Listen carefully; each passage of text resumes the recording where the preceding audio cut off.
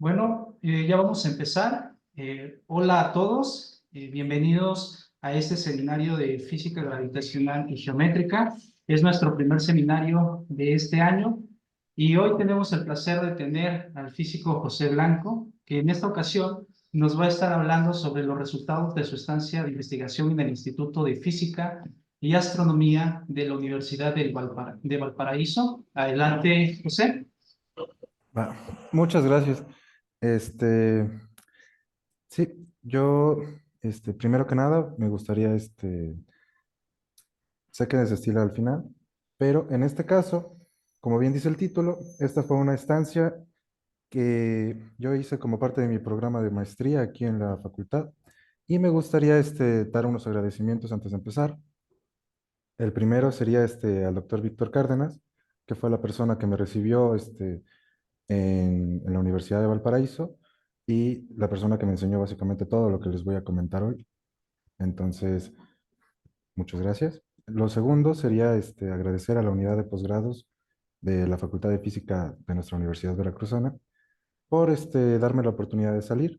Esto en especial es un agradecimiento al doctor Cuauhtémoc Campuzano, que es mi director de tesis.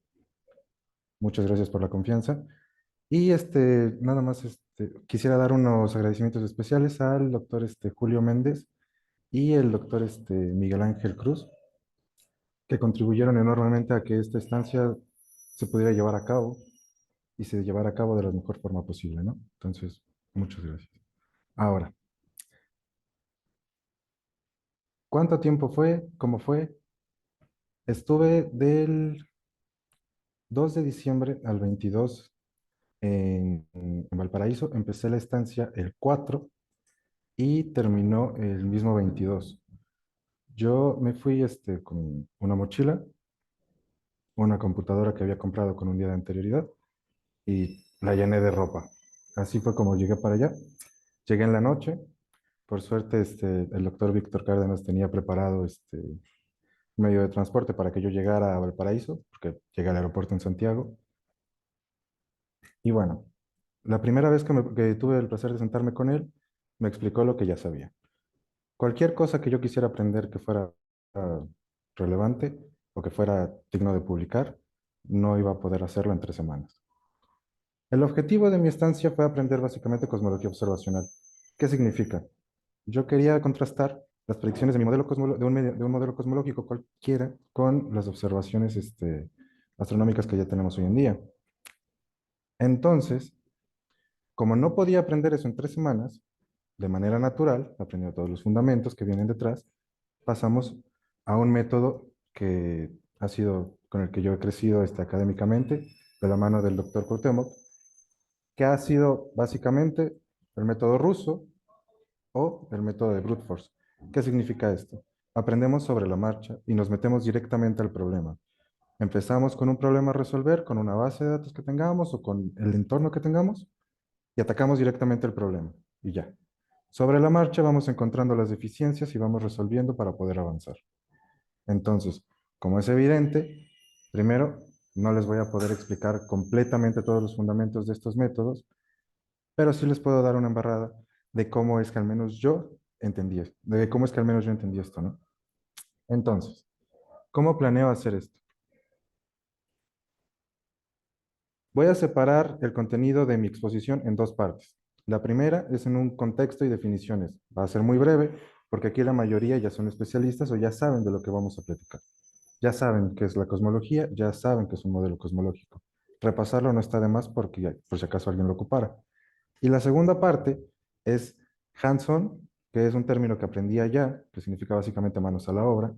Vamos a meternos directamente con el código, un código que me va a explicar cómo hacerlo, un código con el que yo puedo hacer las cosas y yo voy a tratar de explicarles cómo funciona. Ahora, empecemos con las definiciones. ¿Qué es un modelo cosmológico? Bueno, un modelo cosmológico es un marco teórico que describe la evolución y la estructura del universo en su conjunto. Es decir, el universo tiene un origen y una evolución. Un modelo cosmológico es aquel que estudia cómo fue su origen y evolución. Para eso yo necesito saber las componentes del mismo. Normalmente se establecen algunos principios o suposiciones del universo, el real. ¿Cuál? El primero es el principio cosmológico que me dice básicamente que el universo es homogéneo e isotrópico. Esto deriva en la métrica de Friedman, Lemaitre, Robertson, Walker. ¿Qué es? Básicamente es la métrica que me describe los tres escenarios posibles, con curvatura k igual a 1, curvatura k igual a -1 y curvatura k igual a 0. Universo plano, universo abierto, universo cerrado. La segunda suposición es la expansión del universo. Suposición clara entre comillas, porque tenemos observaciones. El problema es que como no tenemos ningún modelo fundamental que respalde de dónde viene esto, existen algunos modelos que, por ejemplo, nos describen universos donde no hay expansión. Son raros, pero existen. El tercero es que los modelos cosmológicos deben tener en cuenta la composición del universo. Es decir, yo tengo que tener en cuenta de qué está hecho mi universo, qué elementos lo constituyen. Normalmente, el modelo cosmológico, el Rey de Reyes, es el universo lambda cold dark matter, que básicamente me dice que el universo está constituido de materia oscura, energía oscura, materia bariónica y radiación. Bueno, hablemos para empezar de qué es esto.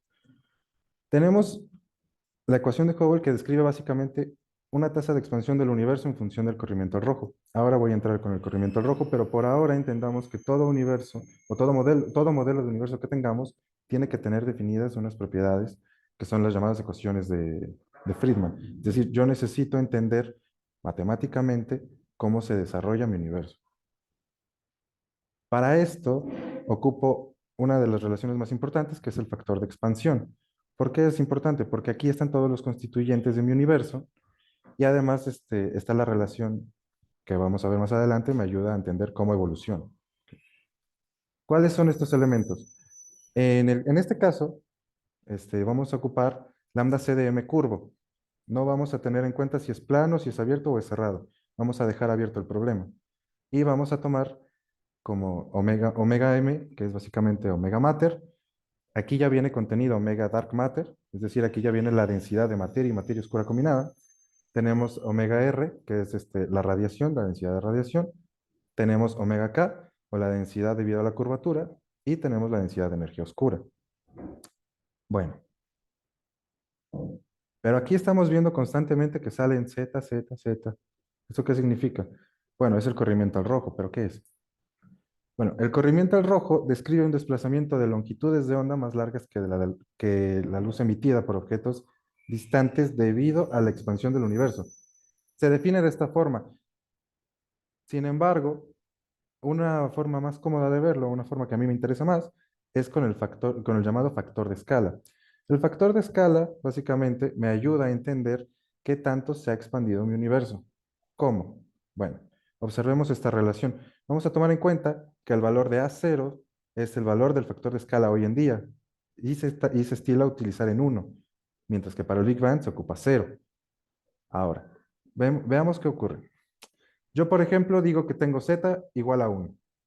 Entonces, si yo hago un despeje, me voy a dar cuenta de que para un corrimiento al rojo de 1, el universo se ha duplicado. Es decir, desde la primera vez que el objeto desde que el objeto emitió la luz hasta que me llegó, el universo se ha duplicado.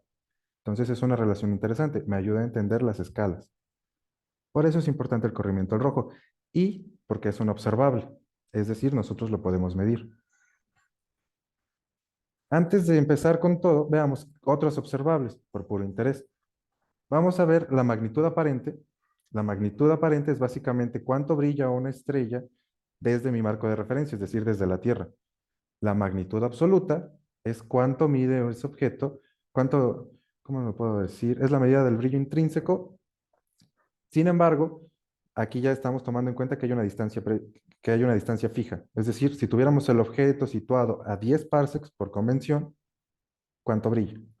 Bueno, estas medidas toman en cuenta valores negativos como más brillantes y valores positivos como menos brillantes.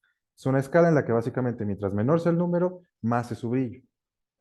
Y otro factor interesante aquí es el módulo de distancia, que se define básicamente como la diferencia entre la magnitud aparente y la magnitud absoluta.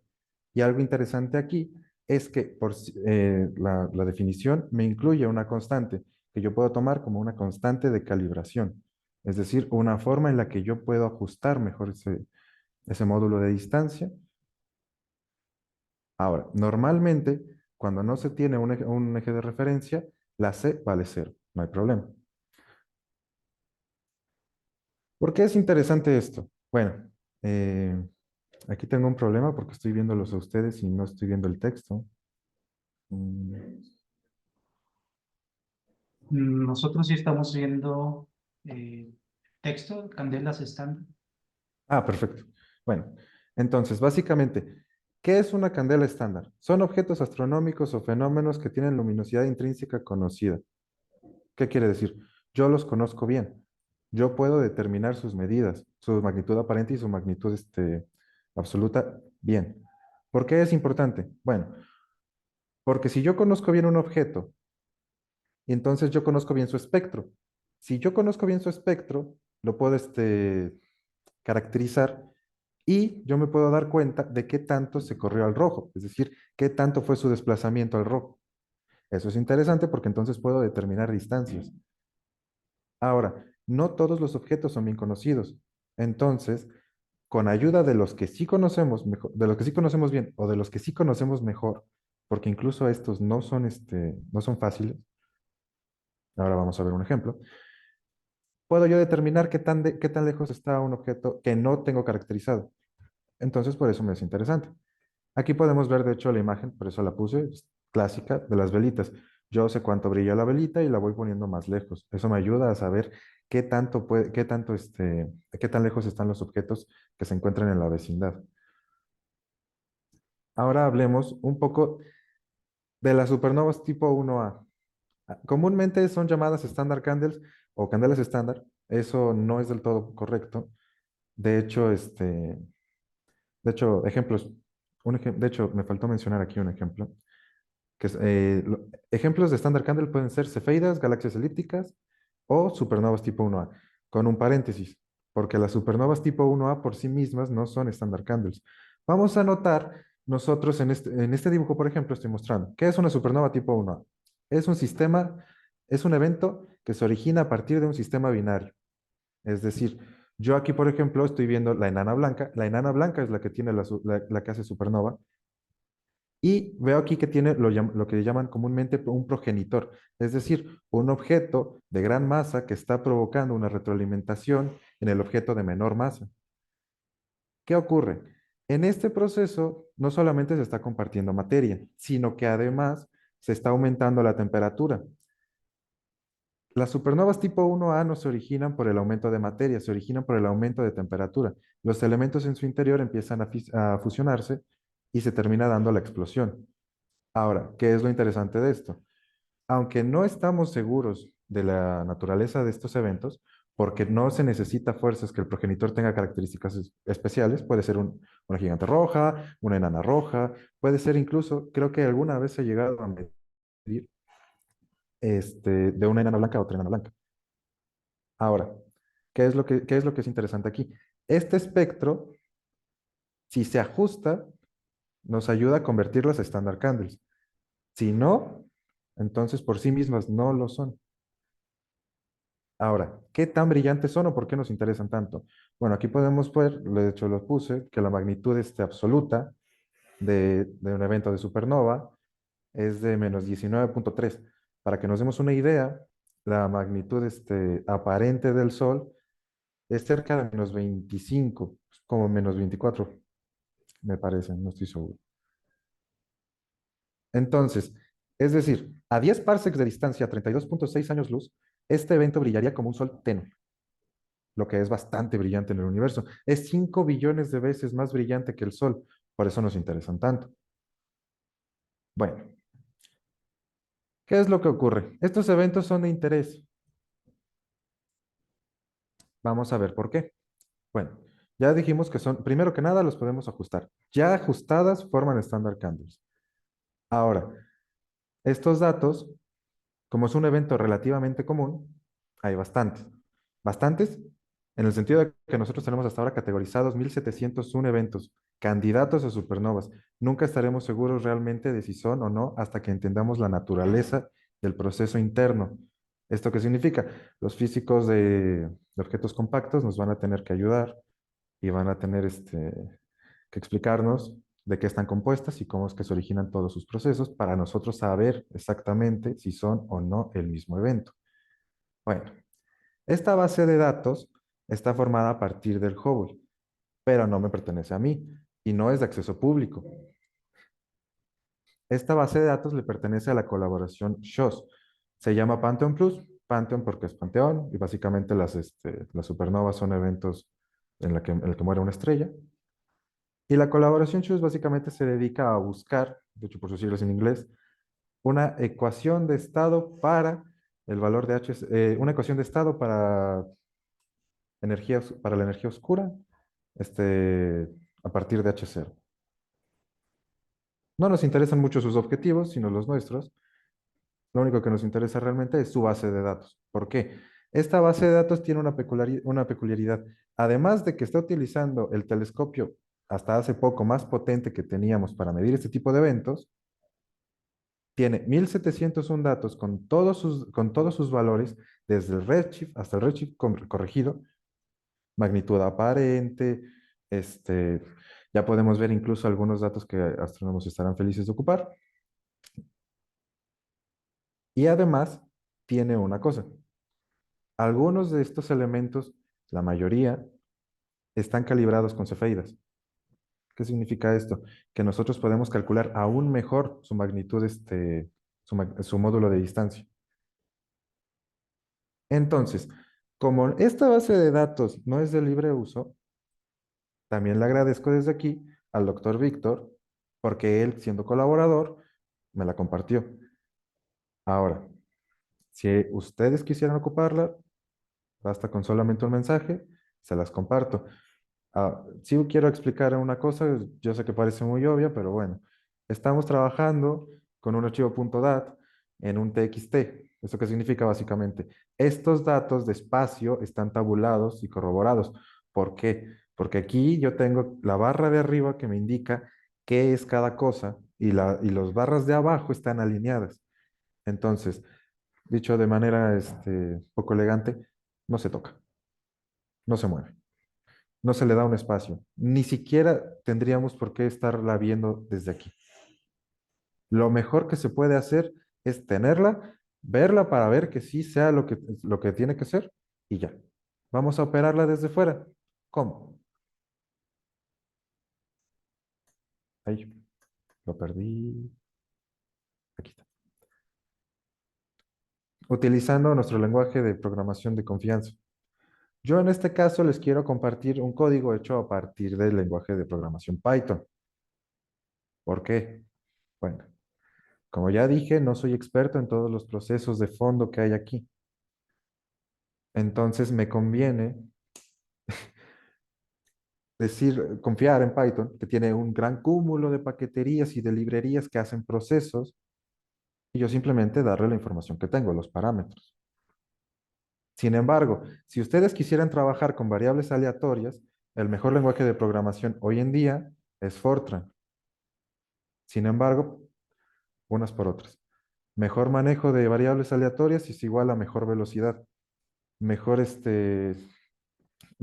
uso de paqueterías libres o para optimizar todo esto es igual a que nosotros lo podemos ocupar, ¿no? Entonces, ya si alguien es muy experto en todo esto y quiere hacerlo, adelante.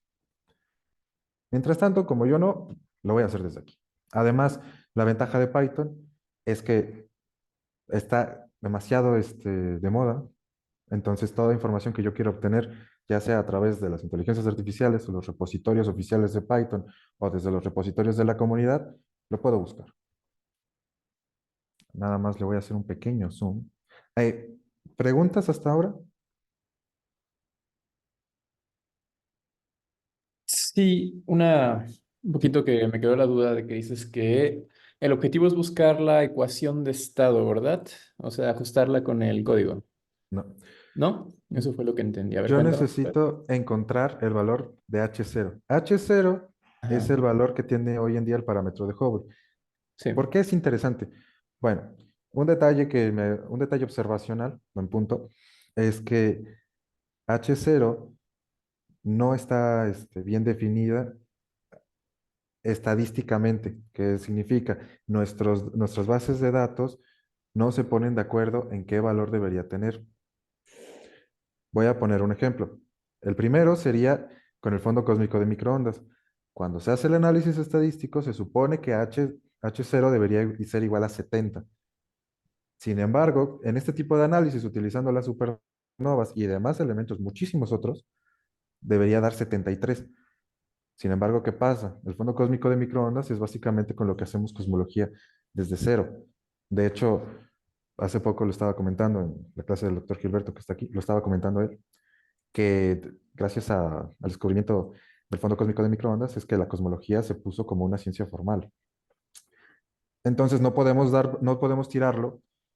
Sin embargo, las pruebas son innegables. Cada vez que probamos lambda CDM con, eh, con las observaciones de las supernovas, por ejemplo, da 73. Y si lo ponemos con el fondo cósmico de microondas, da 70. Entonces, lo interesante para nosotros sería, bueno, yo en principio sé que lambda CDM funciona muy bien, yo sé que por ahora es el rey de reyes, pero también sé que tiene huecos, entonces nosotros podemos plantear un modelo cosmológico alternativo. La pregunta es, bueno, ¿y cómo lo voy a contrastar con las observaciones?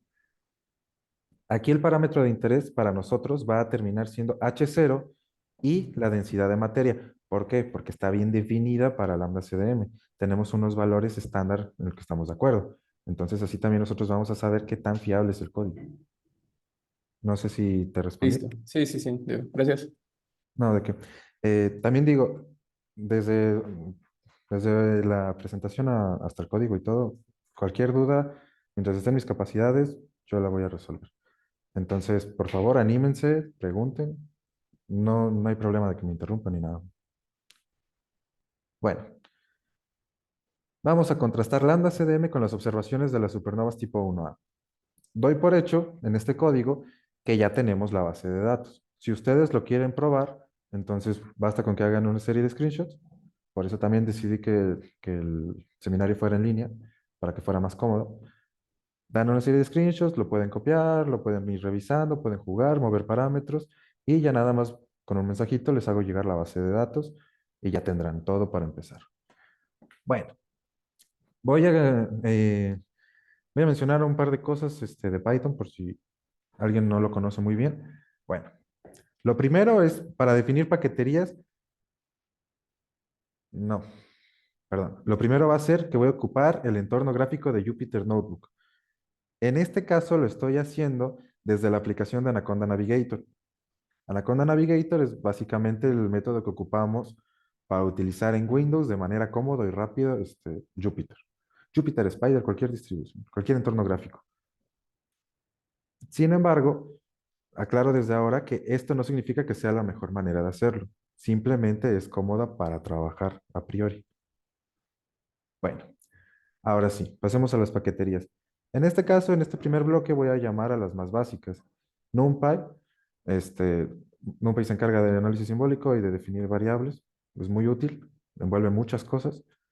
Y Matplotlib, que es para graficar.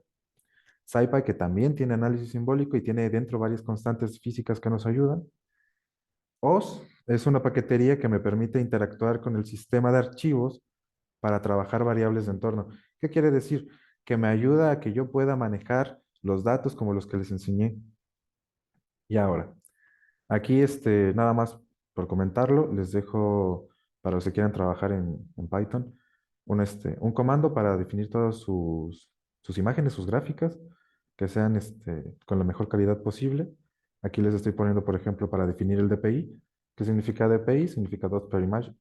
Entonces significa que básicamente tiene mejor calidad, pero mientras más puntos esté trabajando, pues la calidad la velocidad va a ser menor. Entonces, si tienen tiempo, mucho DPI. Si no tienen tanto, encuentran un equilibrio. Y también les marco aquí el formato para guardar las imágenes. Normalmente se estila para artículo el PDF. Y EPS funciona bastante bien, sobre todo para los carteles y todo. Ay, por si les funciona. Ahora, vamos a lo primero. ¿Cómo llamamos a nuestra base de datos? Aquí básicamente yo estoy definiendo la variable que lleva por nombre la extensión. Entonces, definimos la variable, se le asigna la cadena de texto y ahora sí, aquí empiezo. Aquí básicamente lo que le estoy diciendo es que me cargue de esta zona las columnas 2, 8, 9, 10, 11, 12 y 13. Y le estoy pidiendo que me elimine la primera fila. ¿Por qué? Porque son los encabezados, entonces eso no me sirve. Otra cosa, las columnas las empieza a contar en cero. Entonces ustedes necesitan ir revisando qué significa cada columna y luego la sacan. Y luego cierran la base de datos y ya no lo trabajan desde ahí. Ahora, ¿qué estoy haciendo aquí? Bueno, estoy definiendo las variables y aquí les pongo adelante en cadenas de texto qué significa cada una. Estoy llamando al corrimiento al rojo, estoy llamando las magnitudes aparentes, las incertidumbres asociadas con las magnitudes aparentes y la distancia absoluta de las supernovas, ¿qué más? La incertidumbre. Y aquí es interesante porque le estoy pidiendo que me saque la información de las mu calibradas con cefeidas. Como hacer código, aquí tengo que separarlo en dos partes. La primera es el valor calibrado con las cefeidas y la segunda es si está o no calibrada con ellas. Entonces, Phantom Plus pone 1 si está calibrada y 0 si no. Entonces yo saco esa información también.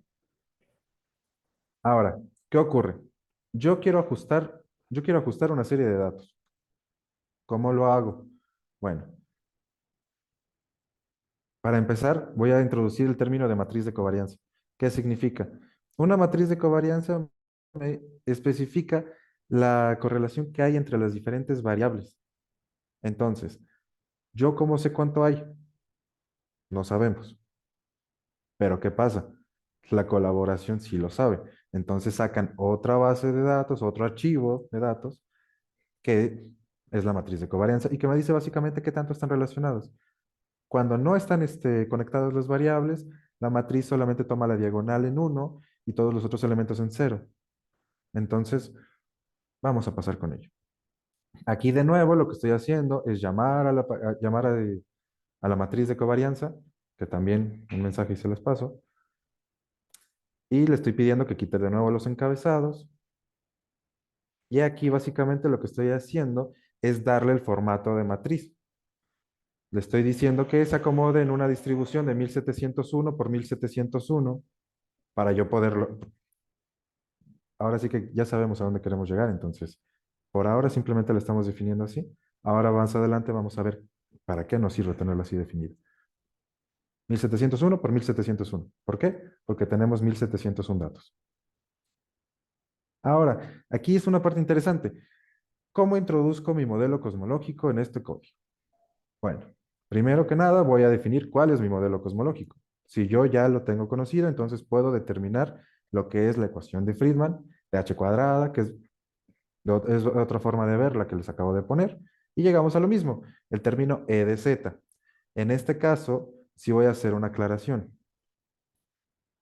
La densidad de radiación es tan pequeña que se tiende a tomar en cero. Y la densidad de curvatura se define como 1 menos la densidad de materia y la densidad de 1 menos la suma de la densidad de materia y la de energía oscura. Entonces, simplemente eso. Ahora, primero tengo que llamar a mi función y tengo que poner en qué parámetros está expresada, ¿no? Entonces, esta es mi función de expansión que está en Z, que está definida por Z, omega mater y omega lambda. Ya. ¿Por qué? Porque la de K se puede poner en términos de estas dos, entonces no sale. Y la de radiación, cero. Ya está. Entonces, como curiosidad, aunque no me lo preguntaron, sí se los voy a comentar. Las densidades de materia aquí están dadas como la densidad de materia sobre la densidad crítica del universo. ¿Ok? Entonces, si yo tengo, por ejemplo, un universo anti de Sitter, tengo un universo gobernado únicamente por materia, entonces este término sería 1, lo del resto sería 0, y solamente me quedaría expresado como e de z igual a 1 más z a la 3 medios. Es decir, yo puedo expresar mi modelo de universo con esta ecuación y ya les estoy dando la pista de ustedes cómo lo podrían llevar a cabo. ¿Serán modelos diferentes? Sí, pero si lo quieren, pero si quieren jugar, ahí está. Sí se puede. Ahora, aquí básicamente lo que estoy haciendo es llamar al factor 1 sobre e de z, estoy llamando a la función inversa de la expansión. Y aquí estoy llamando a la distancia con móvil radial. ¿Qué es esto? Básicamente es la distancia entre un punto, es mi distancia entre un objeto en el universo y yo, tomando en cuenta la expansión del universo. Sin embargo, claro, depende de la geometría de mi universo, es que esa distancia va a cambiar. Entonces yo tengo que meter los tres casos.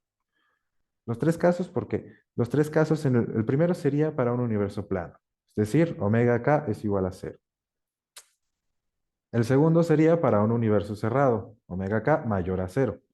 Y el tercero para un universo abierto, omega k menor que cero. Aquí fíjense que la forma de ejecutar esa función es básicamente diciéndole cuál es la ecuación de la distancia radial, que está expresada aquí. Y luego dice, ok, te pongo el parámetro que va a cambiar esto. Una vez expresado, perdón, una vez expresado la densidad para acá, la densidad de curvatura, perdón, entonces ya empiezo a dar los casos. Si omega k es mayor a cero, entonces se dice que es un universo cerrado. Va. Entonces yo le doy la solución. Y luego digo, bueno, hay otro caso, que omega k sea igual a cero. Entonces solamente toma la solución principal a la función, aquí. Ya, toma esta solución y ya. Quad, es una forma de llamar a la integral, nada más por si había la duda, y lambda es una forma de llamar funciones, y la dependencia de las funciones. Para el universo abierto, también pongo su solución. ¿Else qué significa? Básicamente no es el caso en el que sea mayor a cero, no es el caso en el que sea igual a cero, entonces tiene que ser menor a cero. Y aquí vamos a poner lo que sería la distancia luminosa desde el observador hasta un objeto astronómico situado con corrimiento al rojo. Démonos cuenta de que esto básicamente es la distancia que ha atravesado la luz hasta llegar a nosotros, para lo cual utilizamos la distancia radial, la distancia con móvil radial, y nada más lo multiplicamos por 1 más z. De nuevo, aquí esta expresión de 1 más z, tengamos en cuenta el factor de escala y todo. Todo está Disculpa, conectado. Escucho, escucho. perdón por interrumpir. En la parte que estabas mencionando del integral en quad, Ajá. el término que se encuentra en el corchete que es cero, ese, ¿de qué forma influye? Bueno, ¿qué parámetro es? Este cochete. Sí, ese. La verdad no sé. Ok, no hay O sea, problema. aquí te estoy dando los rangos. Sé que este es el 0 y este es hasta z. Y te estoy dando la función. Pero no sé este 0 qué significa. Ok, no hay problema. Bueno, ahora vamos a calcular las predicciones de nuestro modelo, ¿no? ¿Predicciones de qué? Del módulo de distancia y la predicción de la magnitud aparente. No era casualidad que hubiésemos hecho todo ese trabajo para la distancia luminosa y para la distancia con móvil radial. Démonos cuenta de que aquí tenemos, por ejemplo, expresado el término m, que es la magnitud absoluta, y aquí solamente es un cambio de variable para simplificar cálculos. O sea, de hecho lo dejé, pero pensé que iba a ser más significativo. No, no. Y ya está. Y nada más estoy, eso sí, declarando las dependencias de todo. ¿Ok?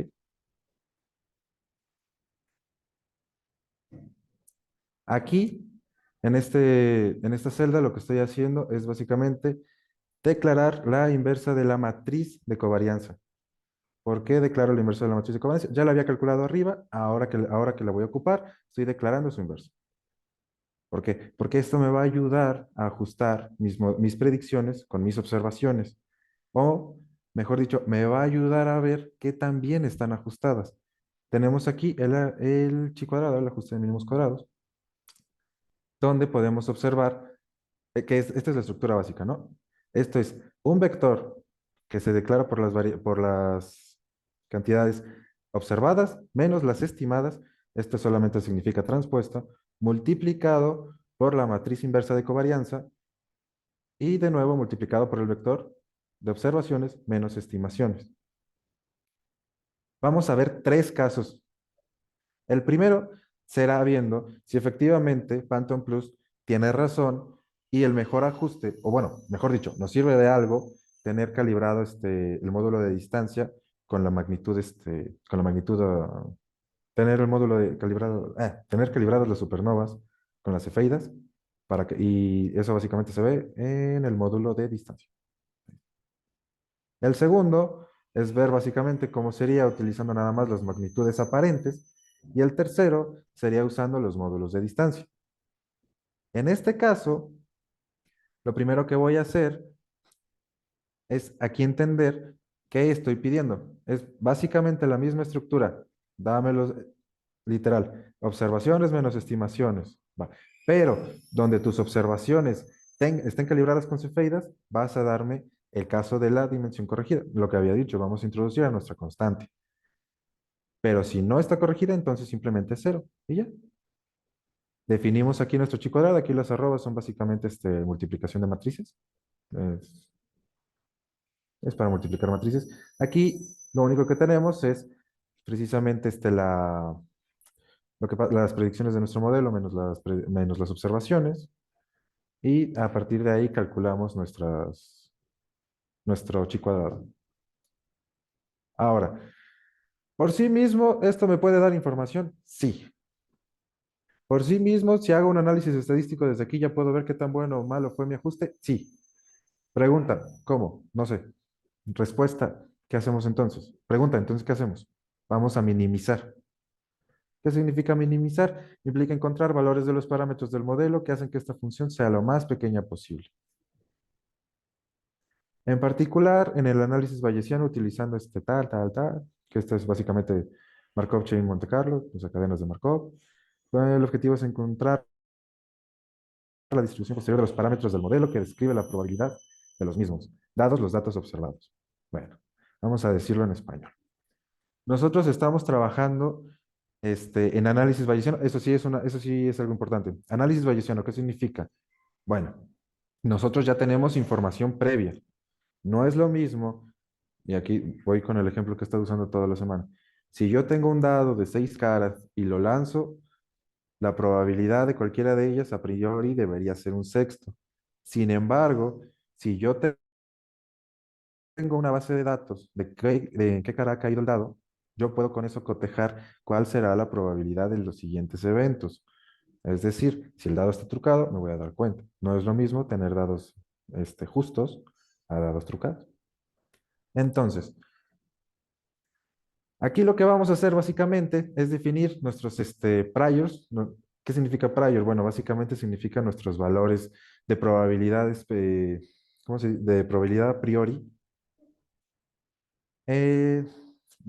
para generar entornos de confianza. ¿Qué significa esto? Bueno, entornos de confianza. Para generar nuestro rango de valores posibles. O sea, nosotros ya tenemos información de por dónde puede ser que salga esta medida, ¿no? Por ejemplo, H0. H0 dijimos que estaba entre 70 y 73. Entonces sería muy raro que nosotros midiéramos que 2, 10, 150. Entonces, ¿qué hacemos? Lo delimitamos. Es decir, aquí, por ejemplo, lo que estoy haciendo es poner entre 50 y 100. Y luego tenemos el caso con omega mater. Omega mater o la densidad de materia normalmente está sobre el 30%.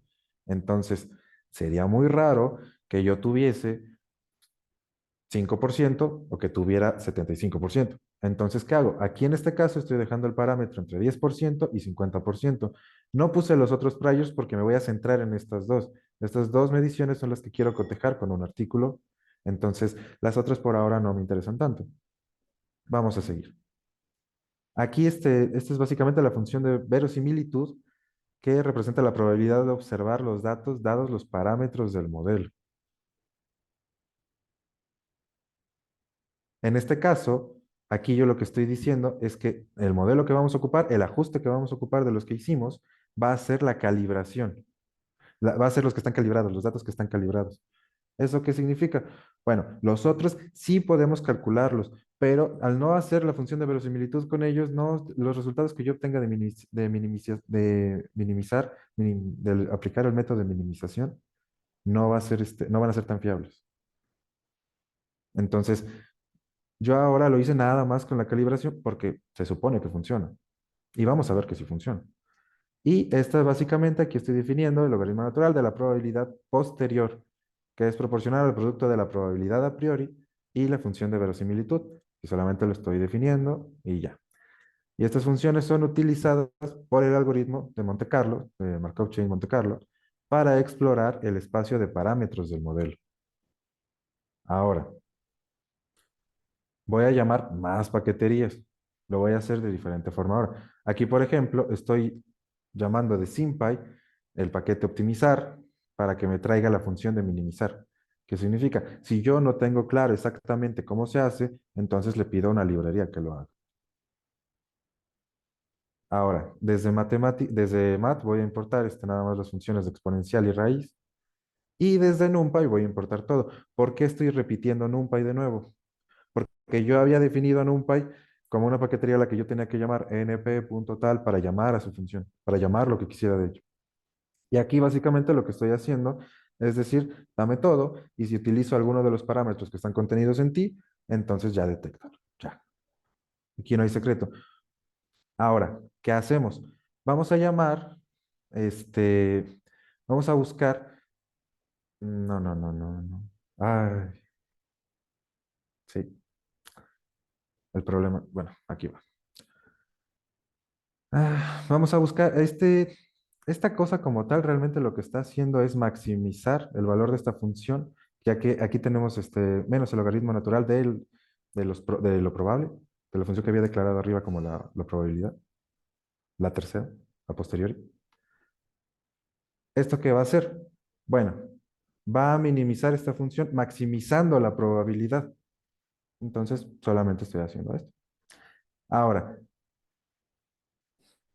vamos a entrar con, yo creo que una de las cosas más complicadas de este código. Y es muy sencilla. Es muy sencilla a nivel de ejecutar, pero es muy difícil a nivel de entender, al menos para mí. ¿Por qué? Es esta línea en especial. Aquí yo ya tengo declarado mi función para minimizar. ¿Y qué método va a ocupar? Va a ocupar el método de Neldermith. Y aquí yo lo estoy declarando. Bueno, yo voy a leer más o menos, voy a leer esta definición para que entendamos por qué es un problema. El algoritmo de optimización no lineal utilizado para encontrar el mínimo o máximo de una función objetivo en un espacio multidimensional. Multidimensional generado por ¿quiénes? Por los parámetros de estudio. ¿Cuáles son nuestros parámetros de estudio? Son 4, que son, bueno, aquí está. Es el H0, omega mater, omega lambda y nuestra magnitud absoluta del evento de supernova, tipo 1A. Ok. Ahora, el algoritmo opera construyendo y manipulando un simplex, que es un polígono de n+1 vértices en un espacio n-dimensional. Y el simplex se mueve a través del espacio de parámetros de manera iterativa, ajustando su tamaño y forma para buscar la región de espacio que minimiza la función objetivo y el resultado que me da básicamente el centroide de ese simplex. Ahora, ¿cómo explico esto de manera sencilla? Me lo he estado preguntando estos días. Yo creo que lo mejor que puedo hacer es utilizar una pésima descripción para entender cuál es el propósito de esta cosa. Imaginemos que tenemos un círculo y tenemos una estrella dentro del círculo. Esta cosa lo que va a hacer es irse moviendo a través del círculo y me va a decir qué tan bien o qué tan mal se encuentra en función de mi función minimizada. Es decir, qué tan probable es encontrar un espacio de parámetros donde la probabilidad sea máxima. Entonces, ¿qué va a hacer? Se va a ir moviendo, se va a ir desplazando, descartando los puntos en los que no y mejorando en los que sí. Es decir, va a ir direccionándose. El centro de esa figura es lo que llamamos nuestra función objetivo. Sin embargo, este método también implica que nosotros tengamos una noción de por dónde empezar. ¿Por qué? Porque normalmente Estas cosas tienen rutina de parado, que significa que llega un algoritmo que le dice, te detienes cuando pase X, Y o Z. ¿Qué puede ser? Número de iteraciones, puede ser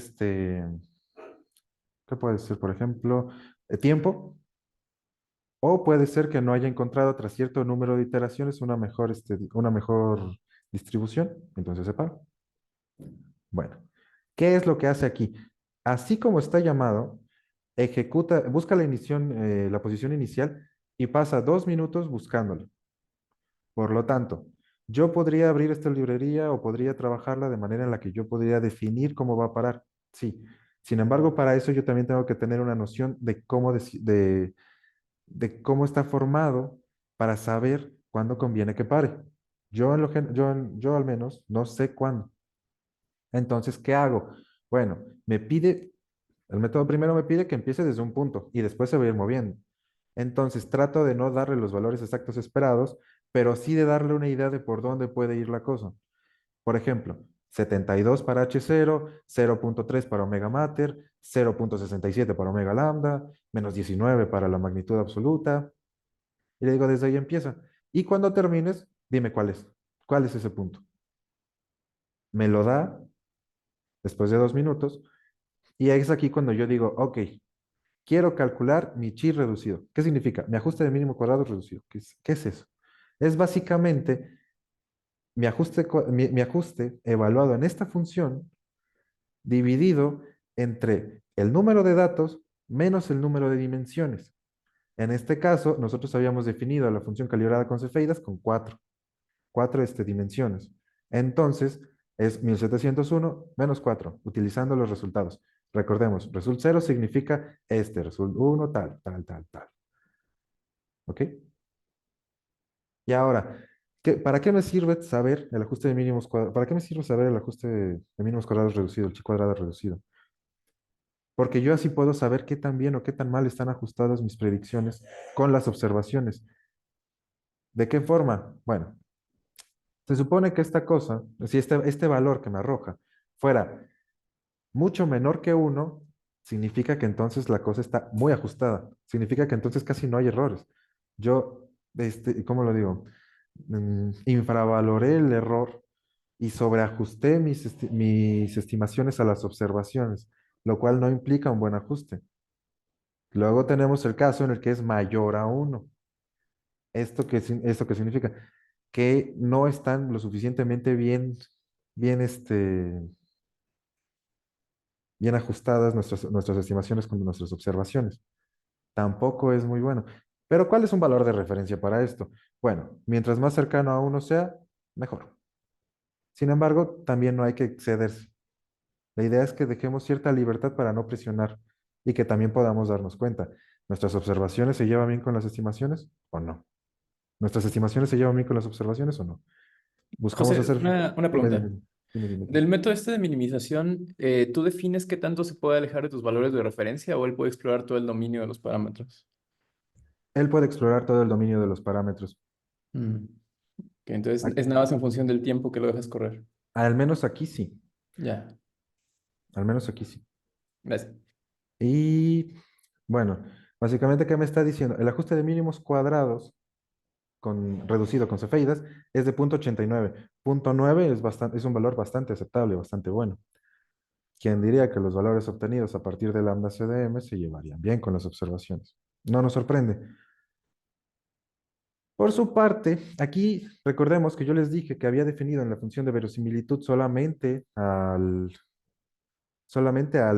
ajuste cuadrado calibrado de aquí arriba, pero no había definido a los otros. Entonces, estos ajustes reducidos realmente no son los valores mejor acotados, no es lo que deberíamos, no son los reales para entendernos, pero sí nos sirve para ver una cosa. Aunque no nos sirve, aquí por ejemplo me está diciendo casi casi que este es súper bueno, pero lo que es interesante es que arrastrando ese error, estoy viendo que son básicamente lo mismo.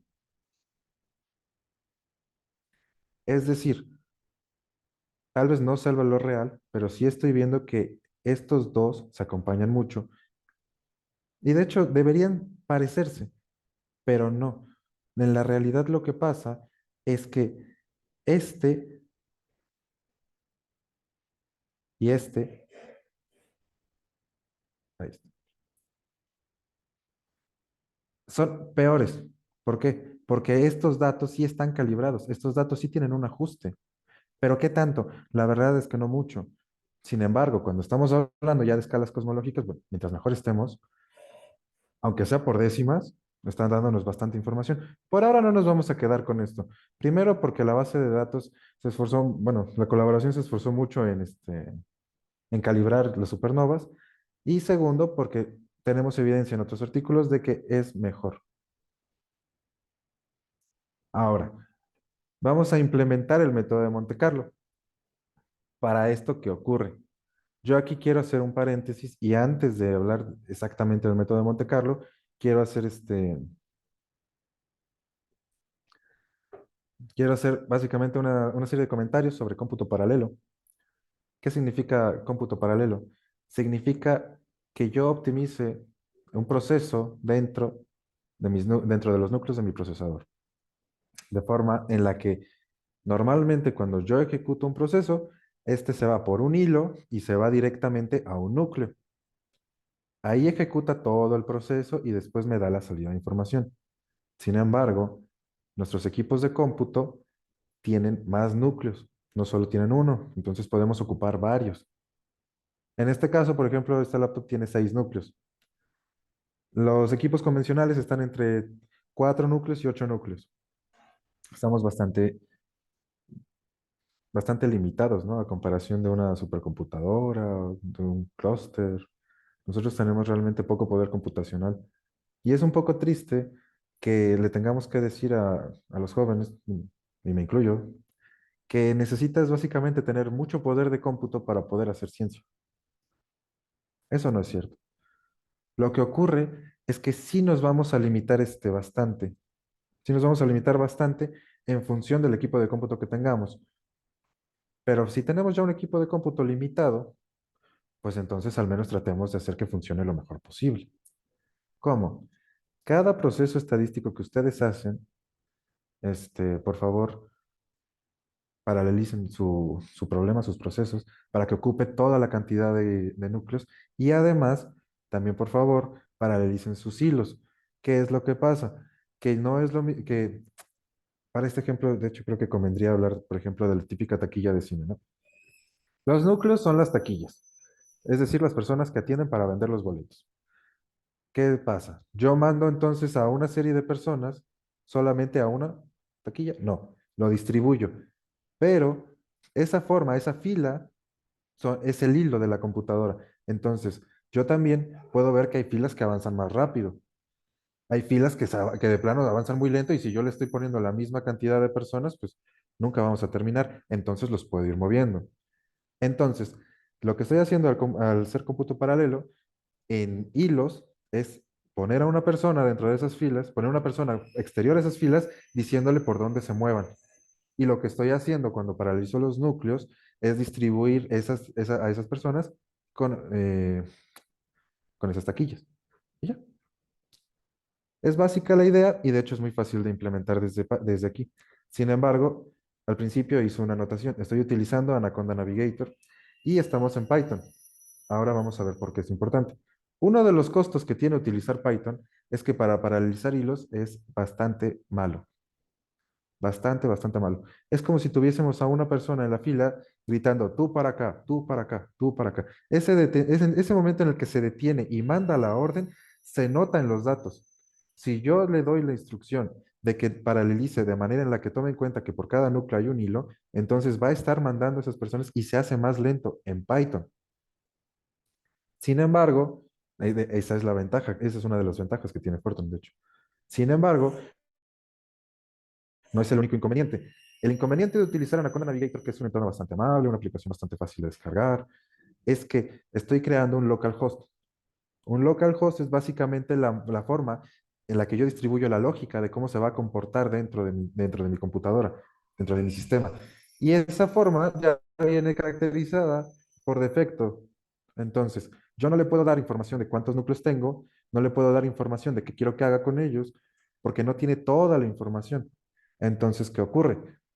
Cómputo paralelo en Anaconda Navigator y en Python es igual a muy mala combinación. Aunque lo estemos intentando hacer, de hecho, no va a funcionar. No va a funcionar y yo lo puse a prueba. Corrí este código, lo comparé con los núcleos y solamente estaban trabajando dos núcleos y ni siquiera estaban al 100%. Entonces no tiene buena comunicación con la computadora. Pero bueno, si ustedes hacen su equipo de cómputo propio, evidentemente van a tratar de hacer que sea con los mejores recursos para ustedes. Y no estoy hablando de que sea, no solamente que sea un buen equipo de cómputo, sino que sea un equipo de cómputo con buenos recursos para. Entonces, si quisieran utilizar esto, yo los invito a que prueben opciones también como Google Colab o que prueben opciones como Visual Studio, que tienen esta distribución, que también usan Jupyter y todo. Y ahí ustedes podrán ver que si ejecutan que si ejecutan cómputo paralelo, sí va a funcionar. También, evidentemente, quienes quieran unirse al lado oscuro de Linux, también son bienvenidos. Es lo mejor que hay para comunicarse directamente con la computadora. O sea, de hecho, Python ya viene cargado desde Linux, entonces no hay nada mejor. Sin embargo, aún así, aunque aquí no funcione bien, no significa que no funcione. Entonces vamos a compartir cómo se debería hacer. Bueno, yo lo primero que voy a hacer es importar la paquetería de multiprocessing y le voy a pedir que saque en especial estas dos cosas. El CPU count es básicamente una función que ya me lee los núcleos que tiene mi computadora y el pool es una forma en la que yo voy a definir el proceso que quiero que sea paralelizado. Ahora, aquí, como no tengo sólidas bases en física estadística, no me voy a meter a tratar de explicarles exactamente qué es un método Monte Carlo, pero sí hablaremos de lo básico. Bueno, lo primero, para ejecutar un método Monte Carlo tenemos la paquetería MC. MC es de la implementación del método de Markov de las cadenas es que lo pienso en inglés. A ver, las cadenas de Markov del método de Monte Carlo. Y básicamente aquí yo ya sé que me va a pedir en su momento el número de dimensiones, es decir, el número de parámetros a buscar y el número de caminantes. El número de caminantes es básicamente las cadenas que yo voy a estar generando en ese entorno que van a estar mapeando todo el espacio. Entonces, en este caso, yo escogí 15. 15 no es mucho y no tiene nada que ver el número de caminantes con el número de dimensiones. Eso es un error típico que uno piensa que aquí si le mueve que aquí mientras más número tenga, aquí tiene que tener más. No es cierto. Realmente el número de dimensiones es el número de parámetros a explorar, entonces no hay problema. Y el número de caminantes aleatorios, bueno, esto va a tener problemas con la velocidad, pero ustedes pueden poner lo que quieran. No va a afectar en función de las dimensiones. Afecta en función de que tengo muchas cadenas de proceso en un mismo entorno, ¿no? Ahora, Nburn o datos de quemado. ¿Qué significa esto? Bueno, básicamente yo voy a poner a estos caminantes en un punto inicial. Este punto inicial ¿cómo lo digo? A ver. No es óptimo y no tiene por qué contar dentro de la estadística porque no ha hecho ningún proceso y no tiene el seguimiento de ninguna cadena. No ha sufrido nada, solamente fue puesto ahí. Sin embargo, ¿desde cuándo? ¿Desde cuándo yo puedo decir sí y aquí no? Bueno, aquí en este código yo utilicé 30 datos de quemado, es decir, 30 datos que van a probar el espacio y que no van a ser utilizados para la estadística. Y aquí estoy ocupando 800 que sí forman la estadística. Aquí, como digo, estoy llamando a ncore CPU igual a ncode. Sí, le estoy diciendo cuántos núcleos tengo y todo. No me entienden en Anaconda, pero en otras distribuciones sí. En otros entornos gráficos. Ahora, ¿cómo yo le digo que haga su desplazamiento inicial a la cadena? ¿En torno a qué? ¿Cuánto se va a desplazar? Bueno, yo aquí tengo la función que define los tamaños de paso iniciales para cada dimensión de parámetros del modelo. Aquí, por ejemplo, como 73, 70 es un parámetro relativamente grande, pues yo puedo poner 0.5 que se desplace por ahí, no hay problema. Y lo mismo, como tenemos que omega mater y omega lambda sí son valores pequeños, entonces yo pongo pasos pequeños. Y por ejemplo, aquí nosotros para la magnitud absoluta pusimos 1. Ahora, yo aquí lo que estoy diciendo es básicamente, ok, La posición 0 es igual a poner al caminante que se mueva y que empiece a caminar en un rango. Y ya. Genera las posiciones iniciales para los caminantes y ya después simplemente tomo la muestra. Aquí estoy utilizando en sí para decirle que básicamente, para dar los parámetros a estudiar, que es el número de caminantes, el número de dimensiones y la probabilidad posterior, la que calculamos a partir de la de verosimilitud, que utilizamos básicamente la probabilidad de esta priori. Ahora, la posición 1 es básicamente la posición 0. ¿Cómo lo digo? Es básicamente la posición 0, pero ya empieza el desplazamiento. Es decir, esto es para los datos de quemado y esto es para los datos estadísticos reales. Yo voy a poner a correr. No es cierto, me equivoqué. Mejor me corrijo yo solito. Esta básicamente es la posición. ¿Cómo va a determinar de posición 0, desplazamiento, posición 1 y de nuevo? Ahora, esto es para los 30 datos. Aquí al final lo único que estoy haciendo es pedirle esta cosa, muy útil para los que queremos trabajar desde aquí, es la barra de progreso. ¿Por qué es útil? Bueno, si ustedes estuvieran ejecutando esto desde Linux, verían que esta barra es natural. Sin embargo, no es, bueno, lo voy a dejar que es natural, pero realmente sí hay forma en la que no lo vean. Aquí sí, sí la voy a poner directamente. ¿Qué significa? Aquí me va a mostrar el porcentaje de avance de mis cadenas. O sea, básicamente las 30, los 30 datos de quemado que yo le pedí. ¿Qué tan rápido se cargan? Bueno, digo esto porque digo esto porque realmente no nos interesa ver que va en 30%. Nos interesa saber cuánto tiempo le falta, cuánto tiempo lleva. Entonces, aquí me dice el número de procesos y aquí me está dando el tiempo. En este caso, yo puedo ver que le llevo 1 minuto 20 segundos. Aquí, normalmente, yo veo cuánto tiempo estima que le va a llevar a hacer los demás. Y aquí me da básicamente el número de iteraciones, el número de segundos por iteración.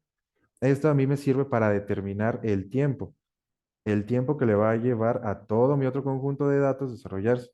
¿Cuánto tiempo necesito para tener la estadística que pedí? Lo puedo ir calculando desde aquí, me da una idea.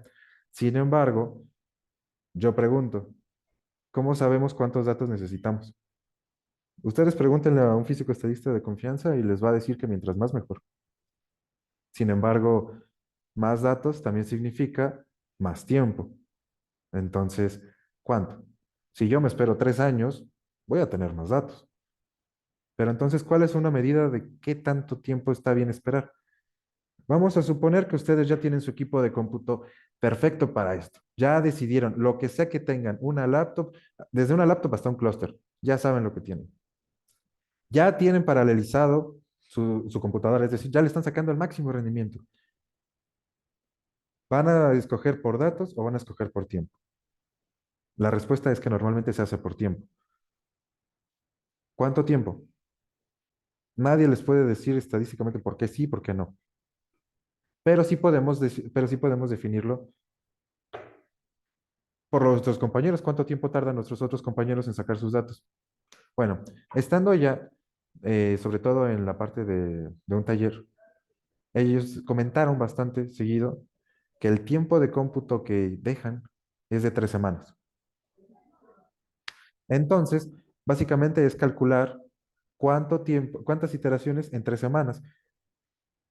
Y ya,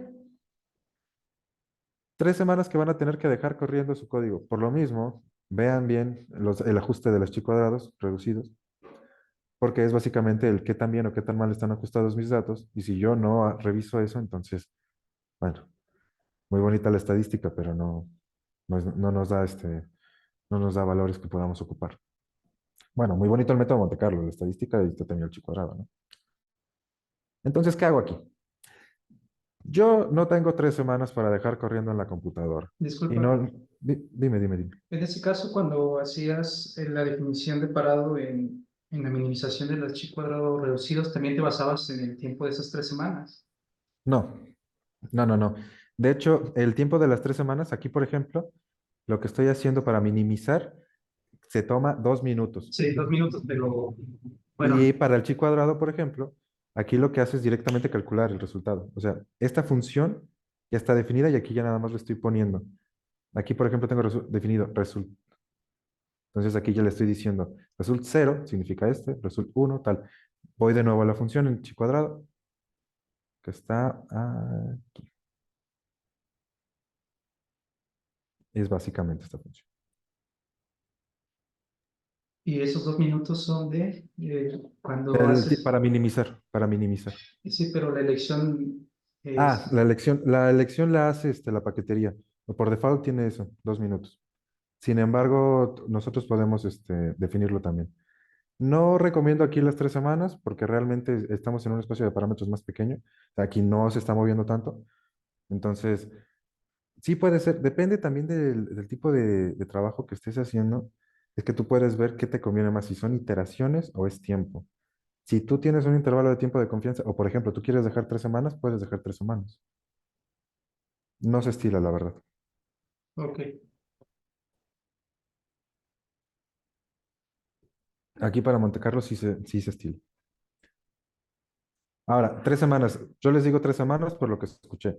Ustedes pueden escuchar que otra persona les diga 2 semanas, 4 días, 2 meses, depende. Si tienen un clúster,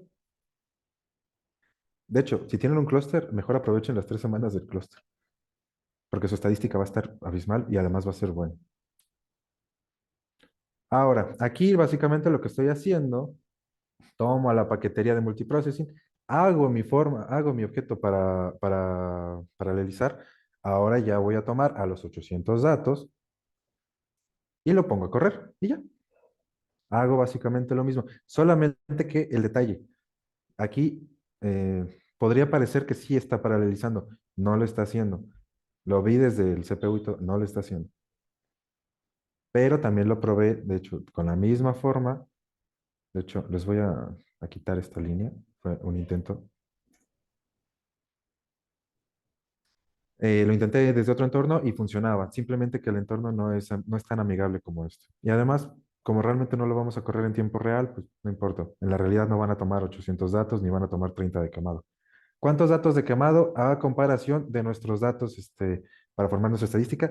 Bueno, normalmente es quitar un orden de magnitud. A los datos de quemado son un orden de magnitud menores a los datos registrados para la estadística. Sin embargo, no hubiera salido muy diferente si hubiéramos tomado 50 datos, 60 datos, 70. Incluso yo pude haber dicho que primero lo hiciera 800 datos y después me generara la estadística con otros 800. Pero pues claro, ¿para qué quiero perder tanta información y tanto tiempo? Ahora, ya tengo esto, ¿no? Ya tengo mis datos y todo. Ahora, ¿cómo voy a sacar esa información de ahí? Bueno, principalmente lo primero que voy a hacer es llamar a otra paquetería. Siempre que queremos hacer estas cosas y todo, sobre todo cuando no lo tenemos tan claro, llamamos paqueterías y librerías que lo hacen. Entonces, llamamos a getDis, que significa realiza trazados y análisis estadísticos para las muestras es que yo le digo MCMC, yo lo voy a llamar MCMC mejor. Entonces, aquí básicamente saco esto para hacer gráficas y esto para calcular los grupos, las muestras. Entonces, importo getDis y aquí ya digo, ok, vale. GetThis no sabe cuántos datos yo utilicé de quemado, porque realmente lo que hizo con mi método fue decir, ok, 30 datos de quemado y luego una estadística de 800, pero están conectados. Entonces lo que yo le voy a decir a GetThis es, elimina esos 30 datos de quemado. Yo sé que son los datos de quemado porque yo así los escogí. Entonces ya nada más le pongo 30. Y ahora preparo las muestras. Esto forma el objeto de las dimensiones necesarias para estudio. ¿Ok? Y ahora tengo que etiquetar a mis datos para yo poder traerlos. Es como, ¿qué era cada cosa? Bueno, recordemos que teníamos H0, omega, de hecho, aquí es raro, lo llamé omega 0, no es cierto. Es omega mater y omega lambda. Bueno, no importa, son nombres. Y aquí es la magnitud absoluta, ¿no? Bueno, entonces ahora yo defino las etiquetas que van a llevar esos datos. Aquí ya viene bien, omega mater y omega lambda. Aquí solamente los estoy definiendo como variables para yo poder trabajarlos. Ahora, aquí está dando la indicación de que se removieron los elementos de quemado y simplemente aquí estoy trayendo el objeto de muestras 1, donde estoy etiquetando básicamente a todas las muestras por todas las etiquetas que tienen. Y ya. ¿Qué ocurre? Bueno, pasamos ahora a la parte que honestamente domino menos, pero a su vez es la que más les va, es posiblemente la que más les puede interesar, que es el resultado final. Bueno, para empezar, yo lo que quiero hacer es visualizar. Yo quiero ver. Lo que voy a ver es, bueno, ¿cuáles son las distribuciones para mis parámetros estudiados? Tenemos H0, omega mater, omega lambda y la magnitud absoluta. Bueno, aquí podemos ver la distribución de probabilidades de cada uno. El centro, el pico, es básicamente el valor. Aquí, por ejemplo, tenemos está en 73, que es lo que nosotros esperábamos. Aquí, por ejemplo, omega mater creo que está en 0.3, omega lambda está en 0.6 y la magnitud absoluta está en menos 19.35. No, menos 19.25. Es interesante. ¿Por qué? Porque los valores, ahora explico esto, los valores que nosotros esperábamos, sin decírselo exactamente, era 73.3, 67. Aquí cambió porque no pusimos el prior. Y aquí básicamente no le dijimos cuánto, no tiene la información en la base. Y aún así me está diciendo que el brillo aparente, que la magnitud absoluta es menos 19.3, que es el valor que yo les había mostrado antes. Más o menos. ¿De qué depende? Bueno, estas cosas de aquí, que parecen dibujos muy feos, son los entornos de confianza. Y me está diciendo qué tan relacionados están mis variables. Yo quiero saber qué tan relacionada está mi variable de omega mater con mi variable de H de 0. Aquí lo tengo. Quiero saber qué tan relacionado está omega lambda con H0. Aquí lo tengo. Ahora, estas cosas, el círculo azul oscuro es sigma 1 y el círculo azul claro es sigma 2. Sigma 1 es en el 68% y sigma 2 es en el 96%. No se estila dibujar más, pero se puede dibujar más sigmas. Bueno, no se estima, al menos en este caso, o sea, de hecho sí he visto algunos artículos que tienen hasta sigma 3. Entonces, tampoco les voy a decir yo qué tiene que hacer.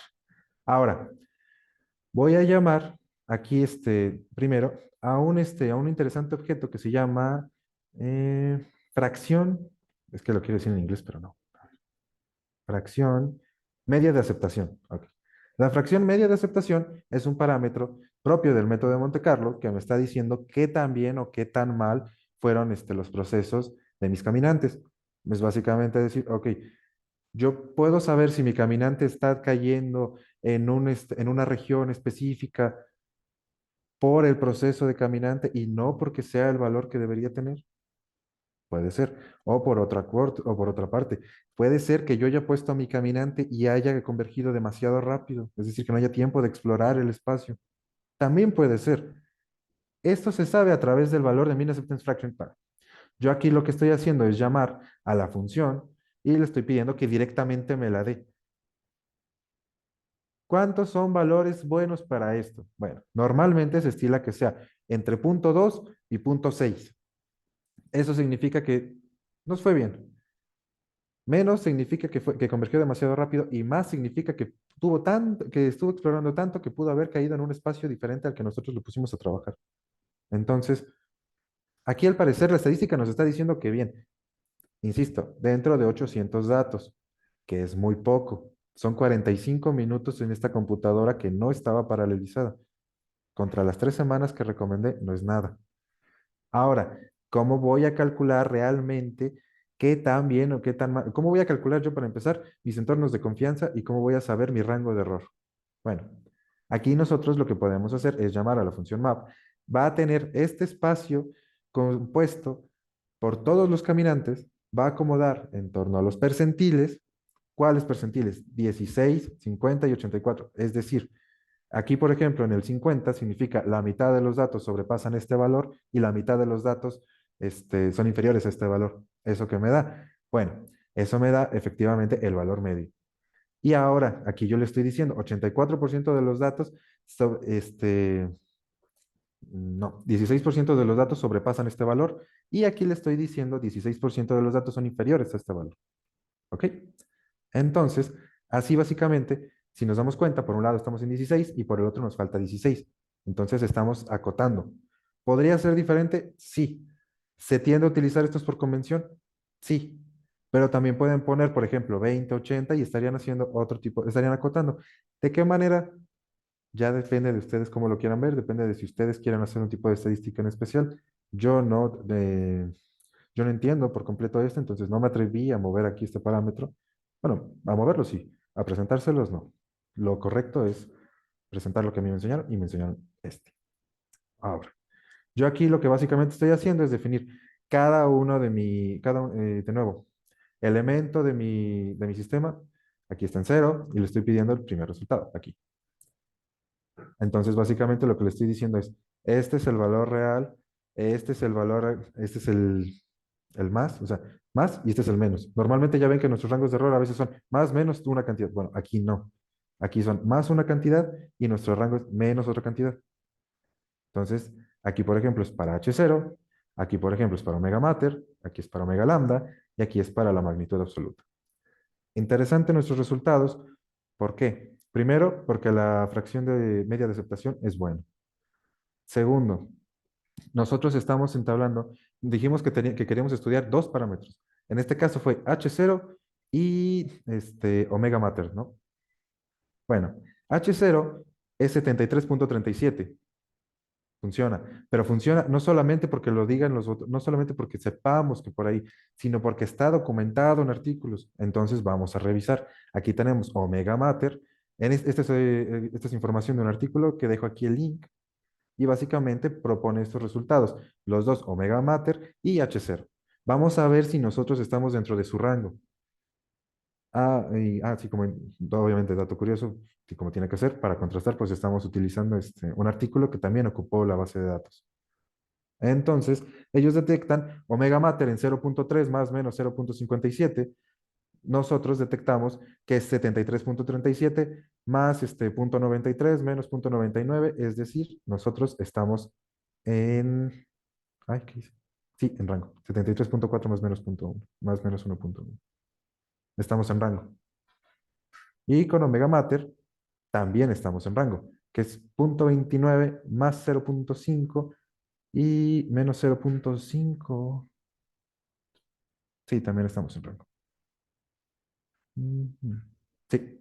Entonces, es bueno, tenemos datos que nos funcionan. Pudimos contrastar con otro artículo que ha hecho lo mismo. Es decir, el código al menos hasta aquí parece funcionar bien. Y de hecho funciona bien, porque no solamente dejamos eso, sino que además tenemos nuestra magnitud absoluta en menos 19.24 más menos 0.28 para los dos casos, más menos 0.28, lo que también está dentro del rango. Entonces, no solamente obtuvimos información de predicción de nuestro modelo cosmológico, sino también obtuvimos información de los datos.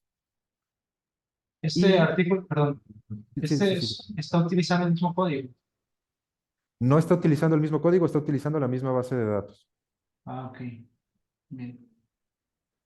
Y finalmente, ¿qué iba a decir? Aquí, sí. Aquí, por ejemplo, nosotros podemos ver que la suma de estos dos, omega lambda más omega mater, no es igual,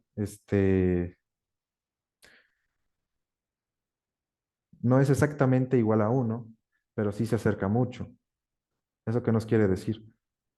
Que nuestra densidad de curvatura es muy baja. Entonces, efectivamente, la densidad de curvatura se acerca mucho a cero.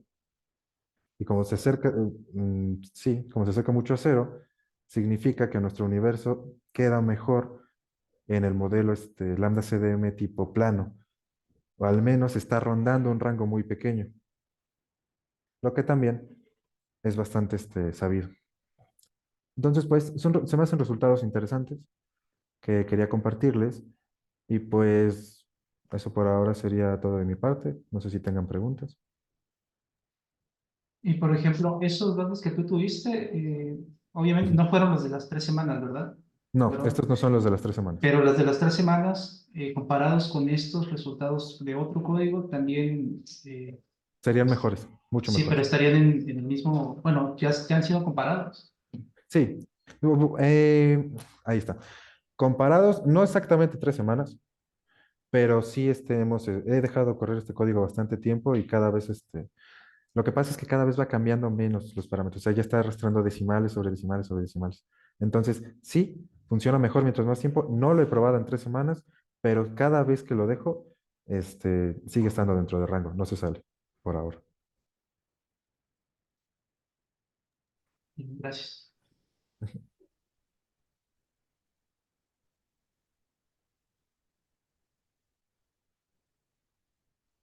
Eh, sí. Otra pregunta. En este caso, ¿cómo saber cuál código es mejor? O en dado caso, por ejemplo, ¿habrá códigos que discrepan totalmente los resultados? Mm, Bueno, realmente, ¿cómo saber cuál código es mejor? Ahí la pregunta, mira, lo que pasa es que el código puede ser cualquiera, pero Mm. lo que vamos aquí a obtener es, por ejemplo, nuestro chi cuadrada y nuestra chi reducida. Vamos entonces a ver los métodos de minimizar. ¿Cuál es mejor? El que es mejor normalmente es el que optimiza las cosas, el que lo hace más rápido y que te mantiene la misma confianza. O sea, mientras tú estés haciendo bien las cosas, la mejor forma es que lo hagas más rápido. Códigos.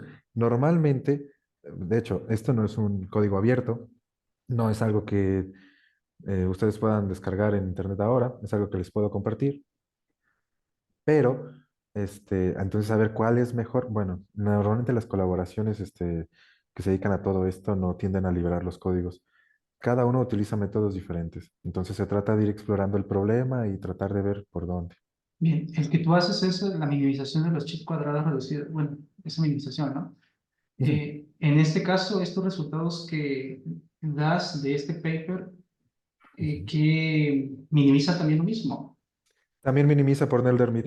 La ventaja de este método es que está, ¿cómo lo digo? No necesitas información sobre las derivadas. Entonces es un método iterativo que se mueve. Si tú tuvieras información sobre las derivadas, entonces sabrías hacia dónde pueden direccionar tu espacio, en tu espacio de parámetros, tu simplex, tu objeto. Pero como no lo conocemos, entonces simplemente vamos probando iteración a iteración. Ok, bien. Pues entiendo que ya estás terminando. Terminando, sí, yo ya No, creo o que sea, hasta aquí. la charla. Sí, sí, sí, hasta aquí yo ya les Perfecto, presento los resultados. Esto es lo último. excelente. Entonces pasamos a el tiempo de preguntas. No sé si en el público tengan alguna pregunta.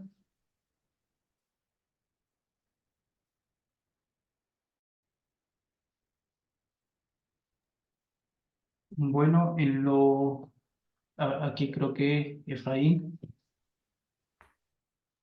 No, no, no, estoy aquí jugando con los botones nada más.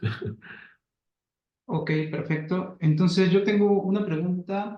En el inicio mencionabas sobre estos modelos de no expansión y que eran muy raros. Sí, ¿qué Eh, es lo que pasa?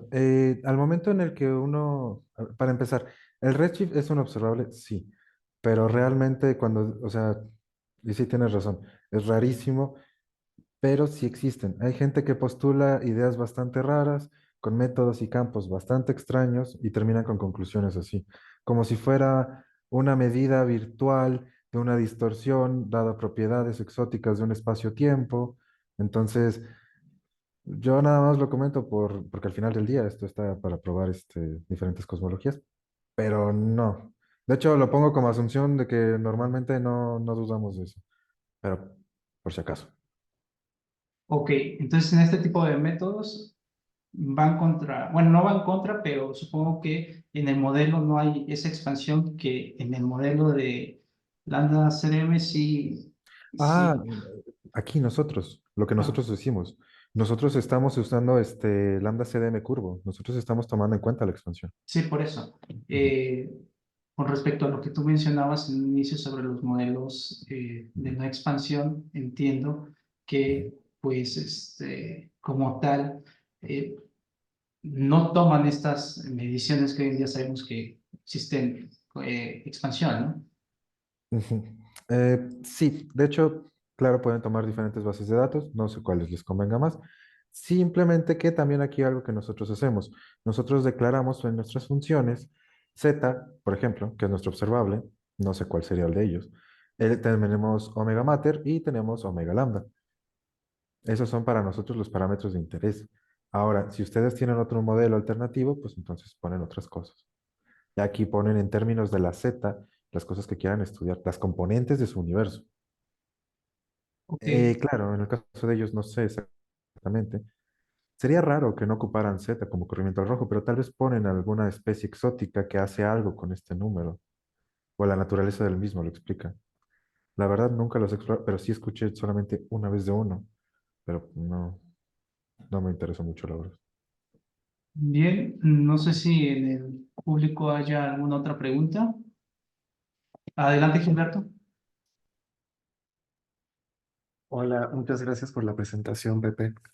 Oye, este código que acabas de presentar es para Lambda CDM. ¿Qué Curvo. dificultades te toparías si quisieras implementar el mismo código o uno similar para un modelo más complicado? ¿Qué dificultades? Bueno, primero que nada, me encontraría con la dificultad de definir cuáles son las especies de mi universo, porque aquí, por ejemplo, tengo definida, muy bien definida mi parámetro de expansión. Ahora, tendría que definir la distancia con móvil radial y tendría que definir mi distancia luminosa, lo cual es más complicado de lo que parece. Ahora, tendría que caracterizar nuevos parámetros libres y tendría que tener en cuenta parámetros que puedan estar relacionados. Además de una cosa, aquí, por ejemplo, yo estoy utilizando predicciones. Yo estoy utilizando ya información. Me suena, parece que tal. Aquí están. Realmente, cuando yo pongo el -72, aquí. Ah, no, aquí no. ¿Dónde está? Ah, aquí. Yo, por ejemplo, estoy dándole alguna idea de por dónde empezar. Entonces, realmente para encontrar el parámetro de minimización, no sé, por ejemplo, qué otra cosa. Bueno, evidentemente el método para minimizar también cambia. Podría cambiar. Mm, y pues también definir el tamaño de los pasos. Sí, son varias cositas. Varias que tienen que ser con intuición y lamentablemente otras que tienen que ser con prueba y error. Entonces yo creo que por ahí irían las dificultades. Y básicamente tu espacio de parámetros va a ser más grande y eso te va a Claro. dificultar las cosas, Mm, porque vas a tener más parámetros a constreñir y como comentas, sí. hay algunos donde no vas a poder poner, ¿cómo le llamas a este valor inicial? Se me fue el nombre ahorita. El- esta cosa Ajá, justo. es la función objetivo. Ujú, Ándale. ujú, Entonces hay algunos parámetros nuevos en los que tú no sabrías por dónde iniciar, ¿no? exactamente. Muy- También comentar que efectivamente una de las ventajas del Lambda CDM es que tiene el menor número de parámetros. Como bien mencionas, modelos más complicados que podrían ajustar similarmente obtienen muchos más parámetros. Ok, gracias. Bien, muchas gracias. Bueno, yo creo que ya podemos ir concluyendo en nuestro seminario. Agradecemos, Pepe, por tu presentación. En un ratito más mandamos la constancia y nos despedimos de este primer seminario del año. Hasta luego. Chao. Chao.